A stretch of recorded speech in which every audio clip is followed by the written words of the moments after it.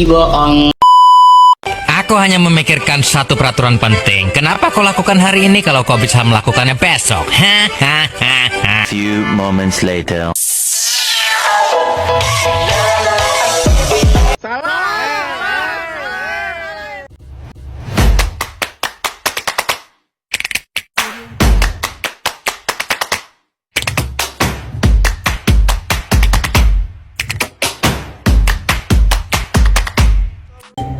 Assalamualaikum warahmatullahi wabarakatuh.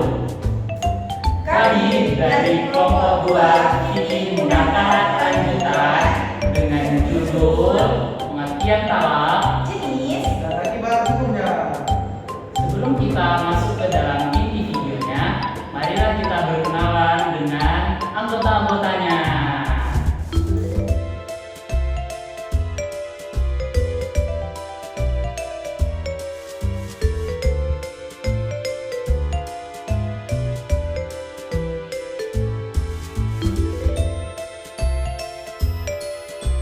Teman-teman, tahukah kalian apa itu talak?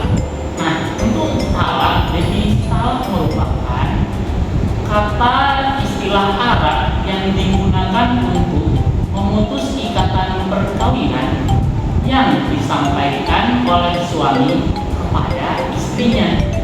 Nah, dikutip dari Tihari dan Sohari Sahrani, talak merupakan cara memutus ikatan perkawinan atau mengurangi ikatan perkawinan dengan lafaz tertentu. Nah, teman-teman, kalau untuk lafaznya ada dua, yaitu lafaz talak sori dan lafaz talak kinayah. Ya, untuk definisi dari lafaz talak sori, yaitu lafaz yang diucapkan dengan jelas dan tegas dari sang suami kepada istrinya. Contohnya, saya talak engkau hari ini. Nah, untuk yang kedua yaitu lafaz talak kinayah. Nah, untuk definisinya, lafaz talak kinayah merupakan lafaz yang diucapkan menggunakan kata sindiran atau tidak langsung. Nah, contohnya seperti pulanglah engkau ke rumah orang tuamu.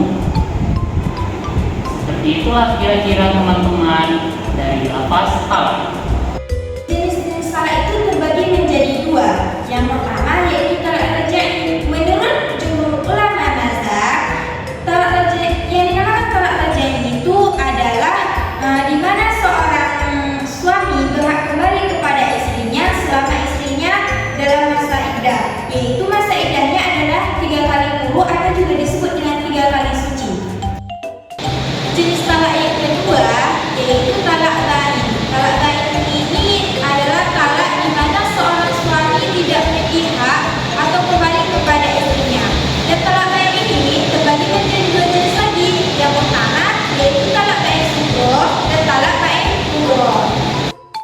Yang pertama yaitu talak bain sugro adalah jenis talak yang memutus hubungan suami istri secara tidak total, tetapi suami tidak boleh rujuk kembali selama masa iddah kecuali dengan akad nikah baru.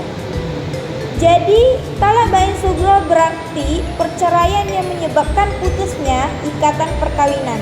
Namun, masih boleh menikah kembali dengan mantan istri dengan syarat akad nikah baru, mahar baru dan persetujuan kedua belah pihak.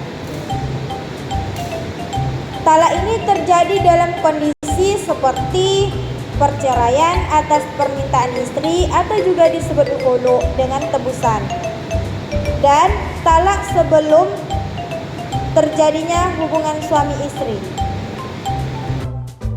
Talak bain kubro adalah talak di mana seorang suami telah mentalak istrinya 3 kali talak, dan jika seorang suami dan istri ini bersama, maka seorang istri harus melakukan pernikahan dengan lelaki lain dan melakukan hubungan badan. Nah, di sini saya akan menjelaskan akibat hukum dari talak. Nah, teman-teman, talak itu tidak hanya mengakhiri hubungan suami istri, tapi juga menimbulkan akibat hukum dari talak tersebut. Di sini akan menjelaskan beberapa jenis akibat hukum talak tersebut. Yang pertama ialah putusnya ikatan perkawinan. Setelah talak dijatuhkan, maka hubungan suami istri sudah resmi berakhir sampai di situ. Yang kedua ialah pemberian nafkah iddah dan nikah. Si suami wajib memberikan nafkah iddah dan nafkah bekal karena bentuk dari tanggung jawab sang suami akibat terjadinya perceraian tersebut. Yang ketiga yaitu masa iddah bagi istri. Istri wajib menjalani masa iddah karena untuk memastikan tidak adanya kehamilan akibat perceraian tersebut. Nah, yang keempat yaitu hak rujuk bagi suami. Dalam talak roj'i, suami punya hak rujuk selama masa iddah tanpa akad nikah baru. Kalau iddah sudah habis dan tidak rujuk, talak jadi sempurna. Yang kelima yaitu pengaturan hak asuh anak atau hadanah. Jika ada anak, hak asuh anak yang belum mumayyiz biasanya diberikan kepada ibu. Sedangkan ayah tetap wajib menafkahi sang anak tersebut. Nah, dan yang terakhir atau yang keenam yaitu pembagian harta bersama atau monogami. Harta yang diperoleh dalam masa perkawinan wajib dibagi dengan adil dengan ketentuan hukum yang masih berlaku. Nah, itu tadi beberapa jenis akibat hukum dari talak.